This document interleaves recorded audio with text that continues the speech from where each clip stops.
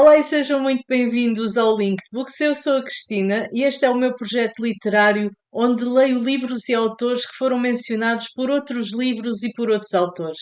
Hoje o tema deste vídeo é o livro A República de Platão.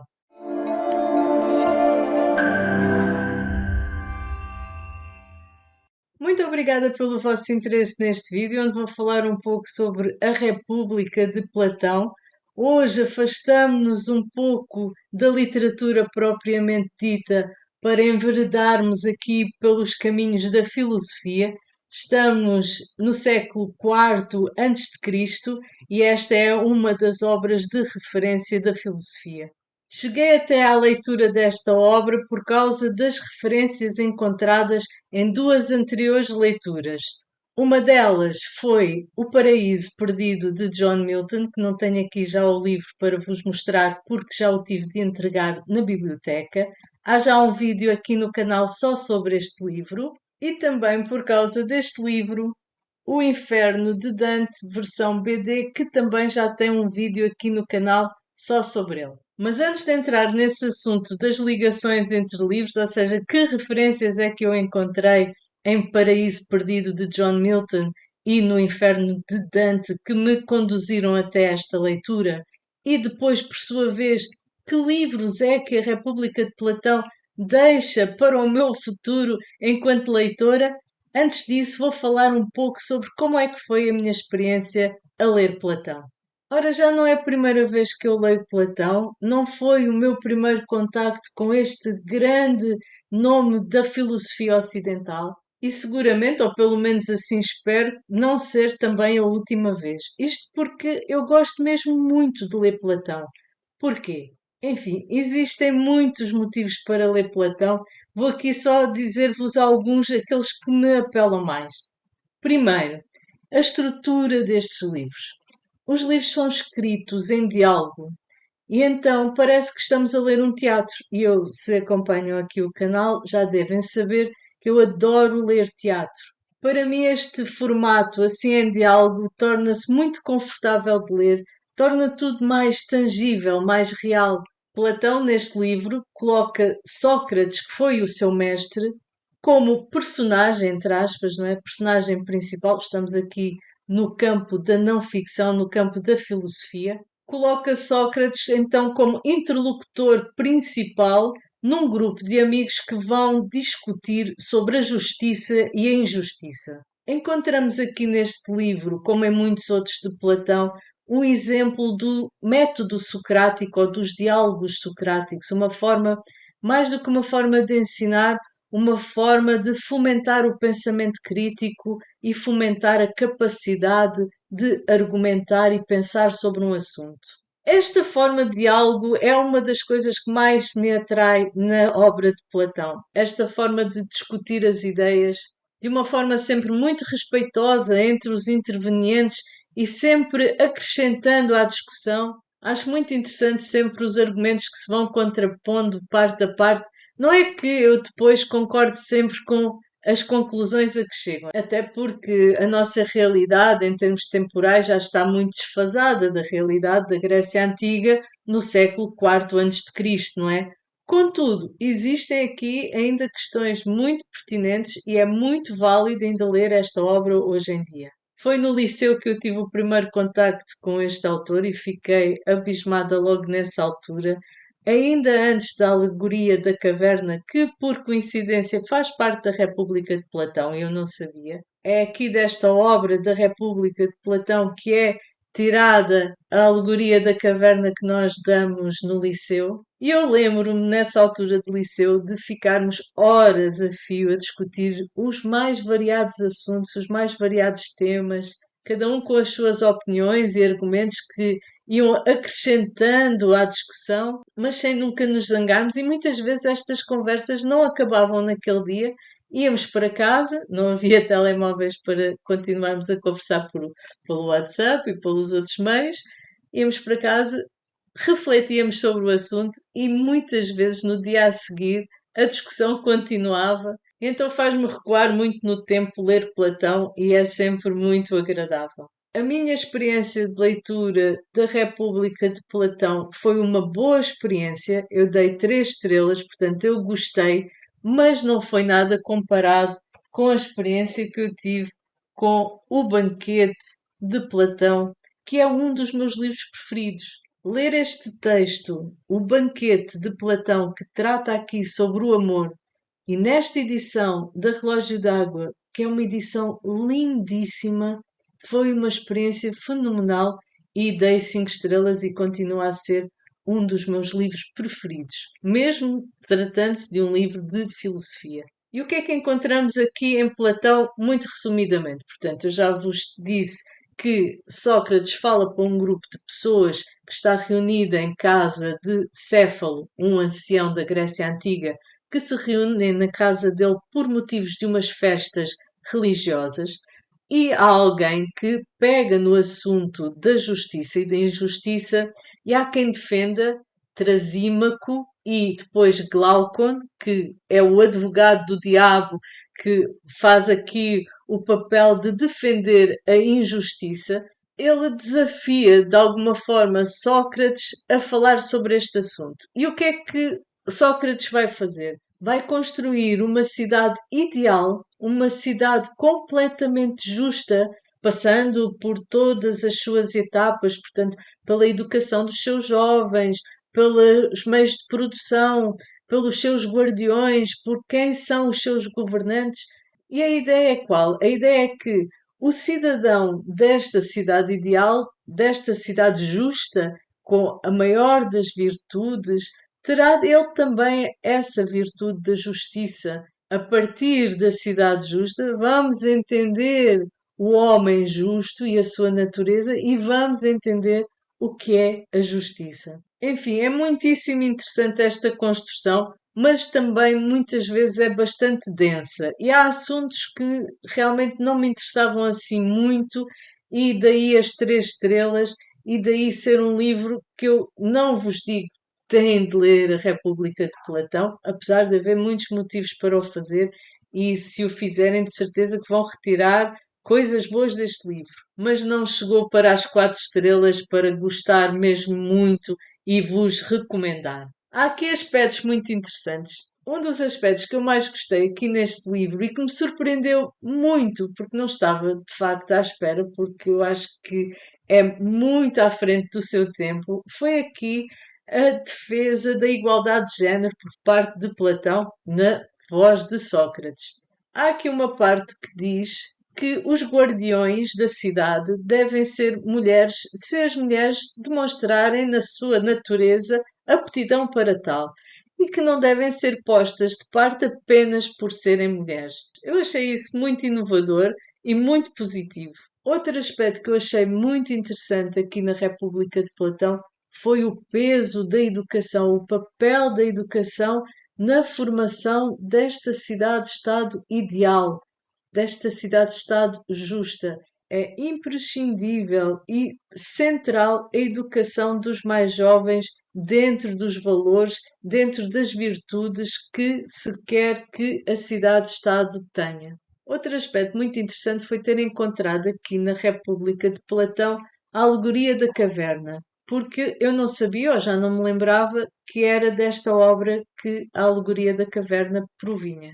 Já há muito tempo que eu não pensava nesta alegoria e foi curioso lê-la e começar a pensar na caverna como as redes sociais, porque na caverna, não é, os prisioneiros só veem sombras, só veem uma realidade filtrada e pensam que aquela é a realidade. E nós estamos cada vez mais prisioneiros, não é? A ver só a realidade filtrada e já muitas pessoas a pensar que aquela é a realidade. E, enfim, foi engraçado, é um bocadinho óbvio, não é? Fazer esta relação, mas foi engraçado porque eu ainda não tinha pensado nisso assim. Então é preciso realmente saber que há mais da realidade do que as redes sociais, do que as sombras, do que aquilo que nós vemos, não é? Ter capacidade para questionar a realidade que nos é ali apresentada e ter coragem, não é, de debater, de falar, de ter pensamento crítico, de argumentar, mesmo os assuntos que não nos são os mais queridos, mesmo os assuntos que nós não gostamos, não podemos pôr de lado e achar que ali a nossa bolha é que é a realidade. Enfim, fez-me pensar estas coisas, também é muito pessoal isto, mas foi muito positivo. Voltando agora aos contras, as coisas que eu menos gostei. Nesta cidade ideal não há lugar para a diferença. Ou seja, se a pessoa for diferente, se não quiser pertencer à norma, executar a função que é definida, que devemos executar aqui nesta cidade, as pessoas são distribuídas, é-lhes dada uma função e é isso que têm de fazer. É tudo muito controlado, a vida das pessoas é controlada, até mesmo a reprodução é controlada. Logo aqui a liberdade fica comprometida, o que me deixa um pouco desconfortável. Já não é assim uma cidade tão ideal para mim. Pior ainda e mais chocante ainda para mim, não há lugar aqui para os doentes e para os fracos. Uma vez que não são úteis à sociedade, não interessam e não lhes deve ser permitido usarem a medicina, ou seja, não deve ser prolongada a vida a estas pessoas, aos doentes e aos fracos, deve-lhes mesmo ser negado tratamento. Ora, isto é qualquer coisa que me revoltou profundamente e que vai completamente contra, felizmente, aquilo que é a sociedade moderna. Outro aspecto que me fez ficar de pé atrás em relação a esta utopia filosófica, a esta construção da cidade ideal, foi a existência de censura. Ora, a censura aqui atua fortemente na educação dos mais jovens. Como a educação é primordial, é fundamental para o crescimento e para a manutenção desta cidade ideal, seriam retirados, segundo Sócrates e segundo Platão, seriam retirados os conteúdos que não promovessem as virtudes desejadas. Daqui a pouco voltarei a falar sobre isso um bocadinho, porque alguns dos livros mencionados foram exatamente por isso, livros que não deveriam constar da educação dos mais jovens. Há quem diga que esta foi a primeira utopia alguma vez escrita. Falei há pouco em utopia filosófica, o que é um bocadinho polémico dizer que é uma utopia, porque utopia, nesta altura em que o livro foi escrito, não existia sequer a palavra. Foi Thomas More que escreveu o que se considera a primeira utopia da literatura, chamada exatamente utopia, foi ele que criou a palavra a partir das duas palavras topos, que é de lugar, quer dizer lugar, e o, que quer dizer não, é negação do lugar, ou seja, um não lugar, um lugar que não existe. Mas de facto temos aqui uma construção de uma cidade ideal, uma construção teórica, portanto, não é uma proposta como faz Thomas More, que tem até as leis enumeradas e tudo, é uma leitura um bocadinho densa e aborrecida por causa disso, mas é interessante, não é? Por ser a primeira utopia, mas faz aqui crítica social, propõe alternativas.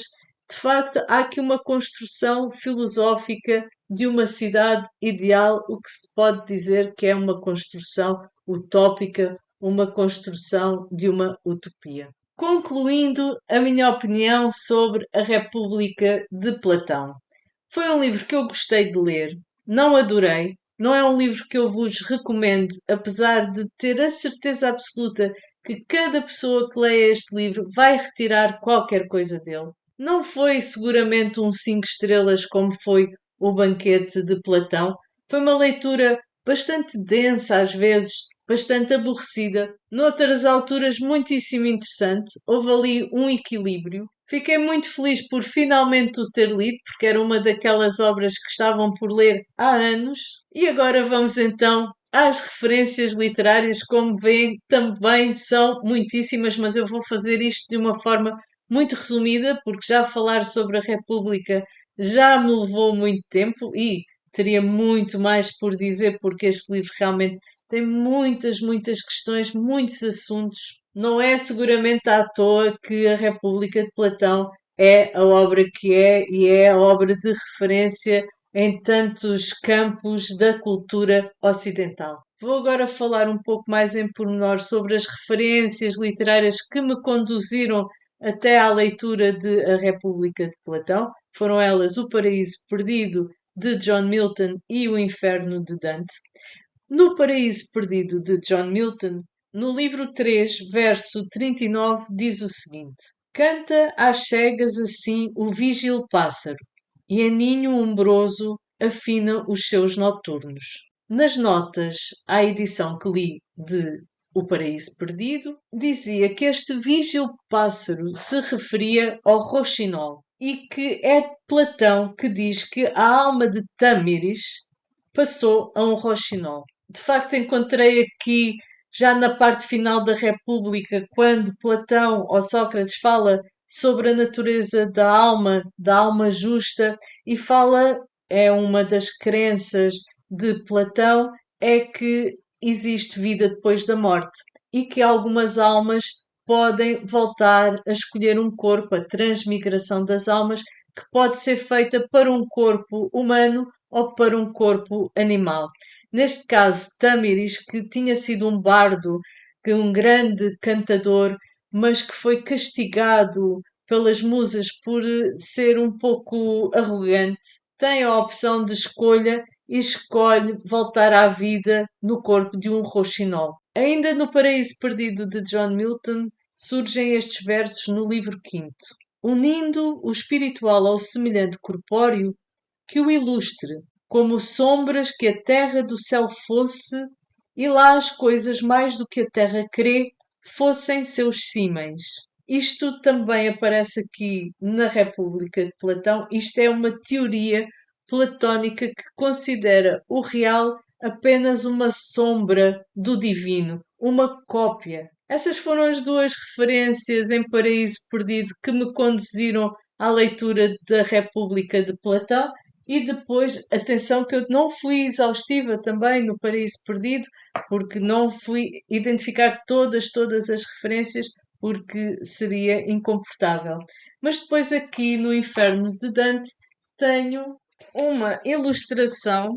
Temos os três filósofos gregos no círculo do inferno, no limbo, porque apesar de serem homens virtuosos, não foram batizados, não é? Seria impossível, nasceram antes de Cristo, e então aqui Dante coloca-os no inferno, e eu usei essa referência para me ligar aqui à República de Platão. Dois dos três filósofos encaminham-nos aqui então para a República de Platão, sendo que Sócrates, como já vos disse, é a figura principal deste livro. Platão, seu discípulo, é quem colocou todas estas ideias no papel, é o autor deste livro, e tínhamos ali também Aristóteles, que será lido posteriormente, provavelmente será a Poética de Aristóteles que irá ser lida aqui no canal. Então, que livros e que autores é que Platão deixa aqui na sua República para minha leitura futura? O autor e as obras mais citadas em A República de Platão, eu li mais de 40 páginas em que o autor Homero, a Ilíada ou a Odisseia eram mencionados, então é impossível mesmo eu aqui exaustivamente dizer-vos todas essas citações, mas os livros são estes, são por ordem a Ilíada, não é? A história da Guerra de Troia, e a Odisseia, a história de Ulisses depois da Guerra de Troia e a sua Odisseia, a verdadeira Odisseia para chegar a casa.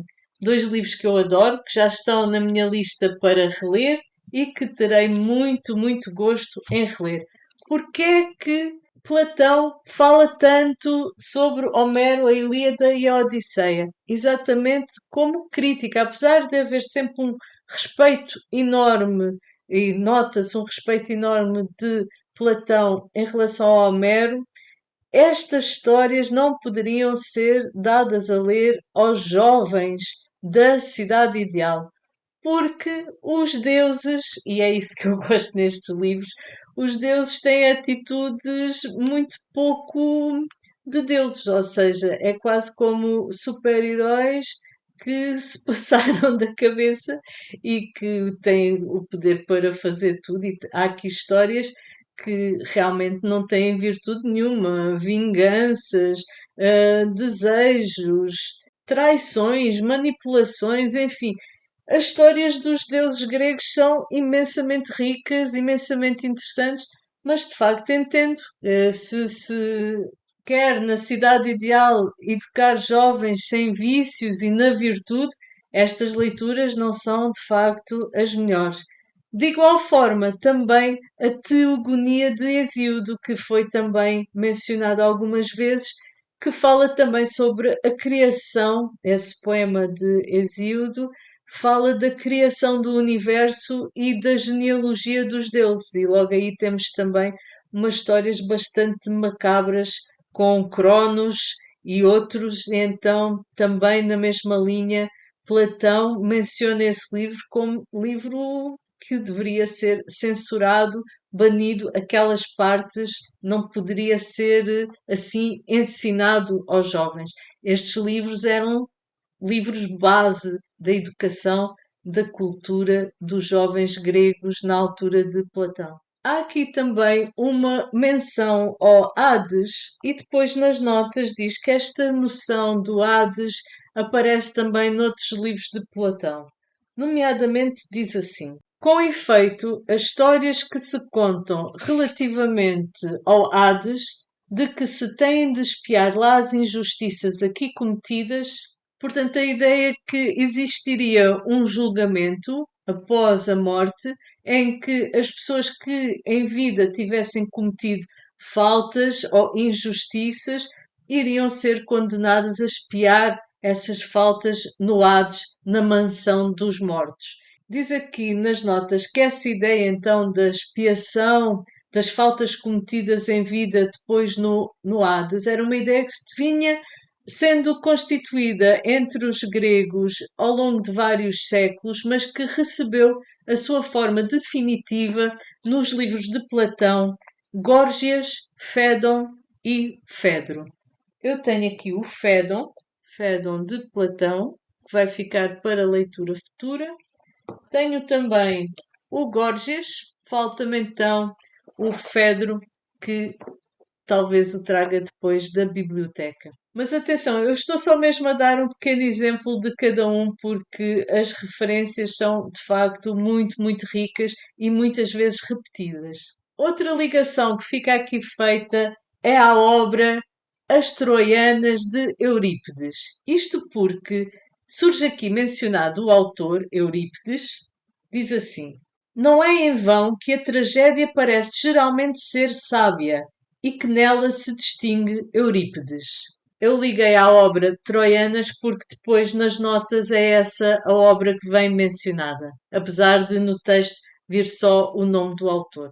Outro autor que foi apenas mencionado e que fui eu que escolhi a obra, escolhi de Sófocles Édipo Rei, porque também é uma das minhas tragédias preferidas e talvez seja a principal responsável por eu gostar tanto da tragédia grega.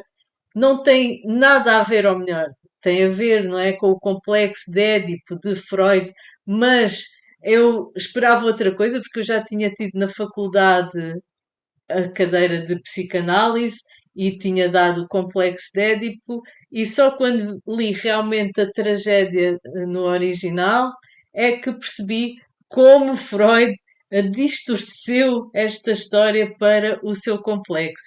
Mas esta história é mesmo brutal no verdadeiro sentido da palavra, e vou ter muito gosto em voltar a ler. Sófocles é aqui mencionado várias vezes, por exemplo, aqui numa frase onde diz: como passas, ó Sófocles, em questões de amor, ainda és capaz de te unires a uma mulher? Sófocles foi mencionado, não foi mencionada nenhuma obra, então eu escolhi Édipo Rei, dentre das que eu tenho na estante, escolhi essa por ser de facto a minha preferida, embora toda a obra de Sófocles que eu li até agora foi tudo boas tragédias, boas obras, um excelente autor. Depois há aqui uma referência que eu considerei, apesar de ser anacrónica, é uma referência às bucólicas de Virgílio, nas notas, não no texto, não é? Seria impossível, porque Virgílio é posterior a Platão, e diz assim: ao ouvir isto, fiquei estarrecido. Volvi os olhos na sua direção, atemorizado, e pareceu-me que, se eu não tivesse olhado para ele antes de ele ter olhado para mim, teria ficado sem voz. E diz aqui nas notas que os antigos acreditavam que quando encontravam uma fera como um lobo, e se, por exemplo, o lobo olhasse para eles antes que eles o vissem, que eles ficavam sem voz. Então é uma crença antiga que vem aqui explicada nas notas e diz aqui nas notas que a este propósito há um editor chamado DJ Allen, que pelo que eu percebi é um editor de referência e que fez uma edição crítica de A República que é muito conceituada e muito usada pelos estudiosos, e diz que este editor cita os versos de Virgílio nas bucólicas. Então, as bucólicas de Virgílio é um livro que eu tenho ali na estante também ainda por ler. E esses versos eu encontrei já aqui, apesar de não ter ainda lido o livro, encontrei aqui os versos e diz: agora tantos poemas foram esquecidos, e até a própria voz já foge de Meris. Os lobos, primeiros, viram Meris. É assim que a ligação fica feita, e apesar de anacrónica, eu vou considerar, porque também este livro já está na estante há bastante tempo por ler. Outro autor e outro livro que ficam aqui ligados à República é Ésquilo, com esta sua obra Os Sete contra Tebas. Ésquilo é um autor que eu também admiro muito. Tem um livro que é um dos meus preferidos, que é o Prometeu Agrilhoado. E uma das referências que encontrei foi a seguinte: depois disto, não diremos as palavras de Ésquilo. Vamos a outro homem postado noutra cidade. E então, nas notas, diz que isto é uma alusão jocosa à descrição dos sete sitiantes e seus opositores na tragédia Os Sete contra Tebas.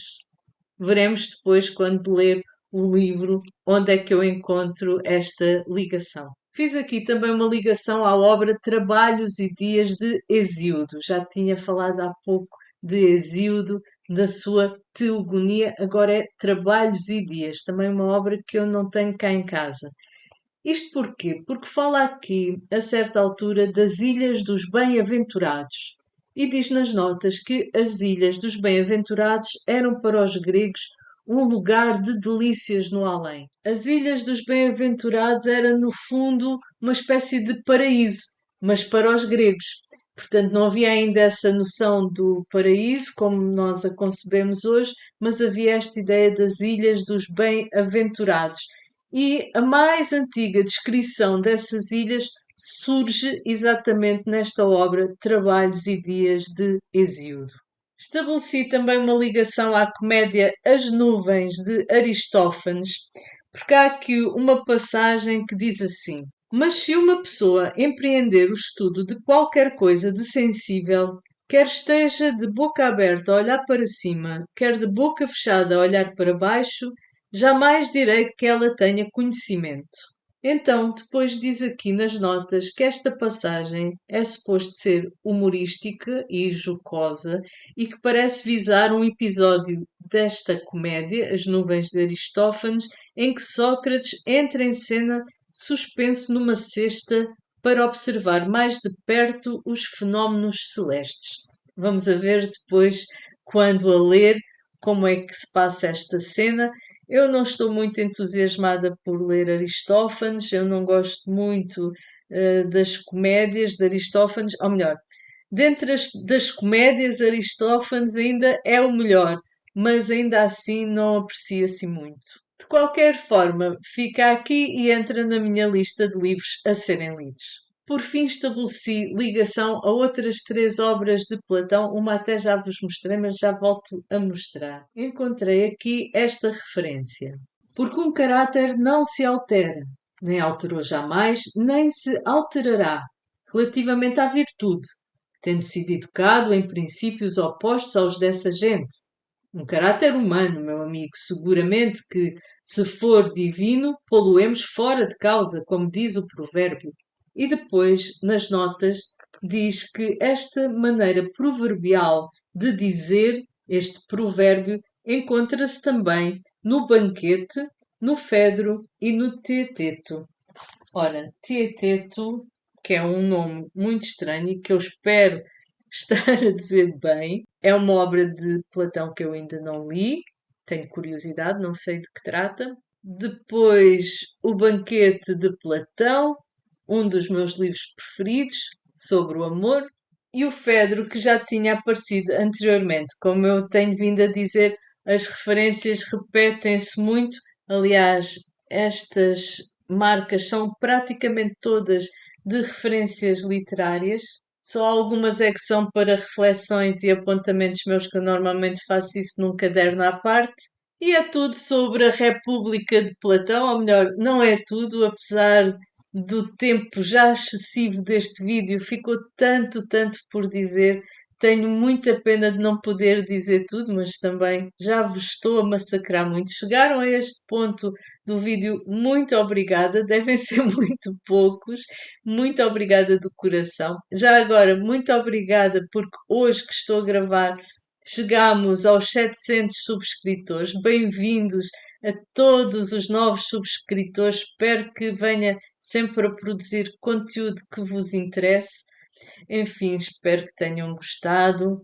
Um beijinho muito grande e espero que façam muito boas leituras. Até ao meu próximo vídeo. Até breve!